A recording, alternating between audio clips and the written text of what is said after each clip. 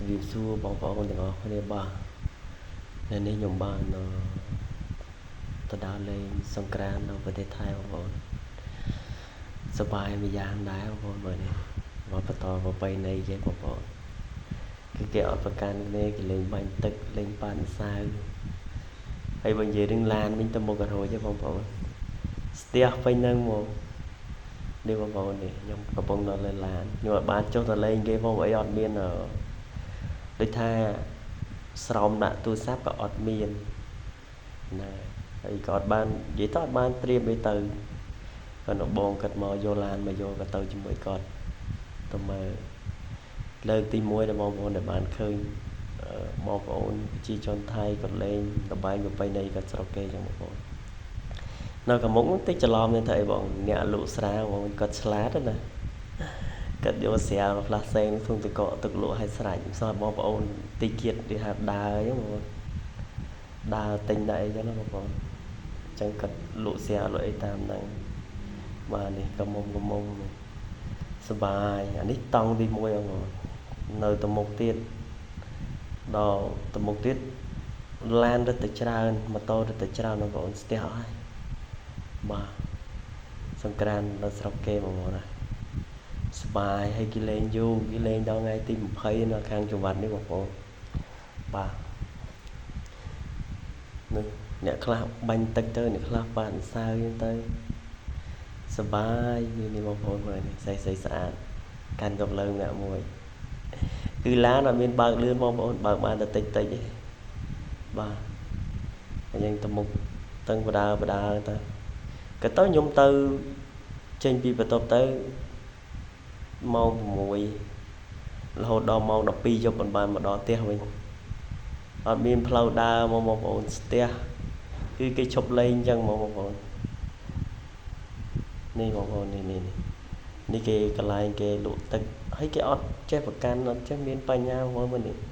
គេបាញ់ទឹកនៅបងប្អូនមកបាសគេបងប្អូនឡានមួយកប់សេរីមកហើយជុំទៅដល់បាសបាទហើយអានេះនៅតាមផ្លូវ highway គេបងប្អូនប៉ុន្តែកុំថាឡើយផ្លូវ highway ចង់ឲ្យផ្លូវ highway ក៏នៅតែស្ទះដែរបងប្អូនដោយសារអីគេឈប់ឡានលេងអញ្ចឹងហ្មងអានេះកាលណាតង់ទី1បងប្អូនបាទនេះនឹងគេលេងប៉ុណ្ណឹងនេះខ្ញុំបើកបងគាត់បើកតិចហ្នឹងដោយសារអីយើងបើកលឿនអត់បានវាអត់មានផ្លូវទៅទៅបដាតិចទៅដល់ទៅទៀតដល់យប់បងប្អូនខ្ញុំបានផ្ដិតរូបមកច្រើនដែរនេះខ្ញុំថតពីលើឡាននេះអញ្ចឹងបងប្អូនវីដេអូនឹងអត់សូវសប្បាយអីហ្មងណាបងប្អូនបាទនេះខ្ញុំដល់កន្លែងដែលថៅទៅមុខទៀតតង់ទី2បងប្អូនចាប់ដើមស្ទះបដាបងប្អូនបាទផ្លូវស្តុបផងអីបដាផងស្ទះតែសំណាងល្អដែរពេលហ្នឹងចេះនឹកនាំគ្នាទៅហូបអីឲ្យហើយដែរបាទបើថាបានទៅហូបអីទេគឺស្បៃមកបងប្អូនគឺចប់គិតមើលទៅបងប្អូនតាំងពីម៉ោង1រហូតដល់ម៉ោង12យប់ស្ទះមិនស្ទះអីទេស្ទះដូចថាគេបិទផ្លូវលេងអញ្ចឹងមកប្រពៃណីស្រុកគេអ្នកខ្លះ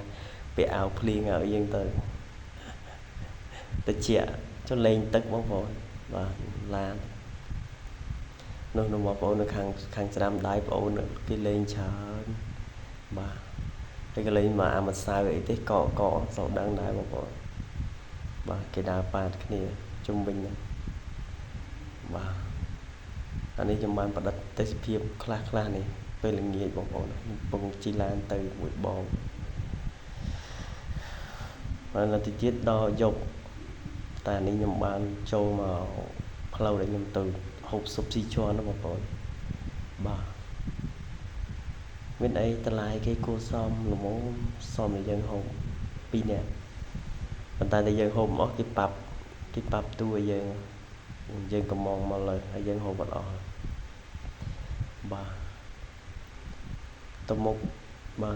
ប្រទេសថៃចឹងបងប្អូនសង្ក្រានម្ដងគឺផ្លូវស្ទះចឹងបាទនេះខ្ញុំផ្លេចប្រាប់បងដែរថាយកម៉ូតូមកកុំយកឡានមកតែយកឡានមកស្ទះខ្លាំងចឹងបណ្ដោយយកម៉ូតូយើងអាចបត់បែនបានច្រើនពេលឡានធំមានអីស្ទះ ផ្ទះខ្លាំងមែនតើបងប្អូនបាយក៏លើកដំបូងដែរបាទដែលខ្ញុំបានទៅដើរលេងព្រៃជួយយើងមកធ្វើការចឹងខ្ញុំមានពេលដើរតែពេលដើរមកកែវគិតទៅសង្ក្រាន្តទៅគេសប្បាយបាទនេះដល់កន្លែងដែលហូបស៊ុបស៊ីឈន់ណាបងប្អូនបាទឆ្នាំងស៊ុបគេមាន2មុខបងប្អូនបាទនេះរូបប្រុសស្អាតដែលជុំខ្ញុំមកញ៉ាំអីនេះបងស៊ុបគេយើងក៏មកហូបគេមានច្រើនដែរតែថាយើងកំងមកល្មមហូបបាទទឹកស៊ុបមាន2រសជាតិបងប្អូនបាទនេះទេសភាពនៅពេលយប់បងប្អូន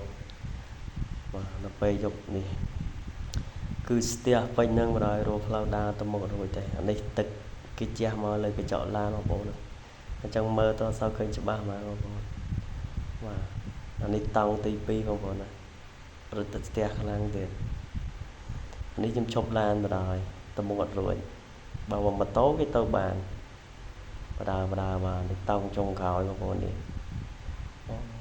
ចេះទៅសុបាយមួយយ៉ាងដែរបាទវីដេអូមានតែប៉ុណ្្នឹងបាយបាយជម្រាបលា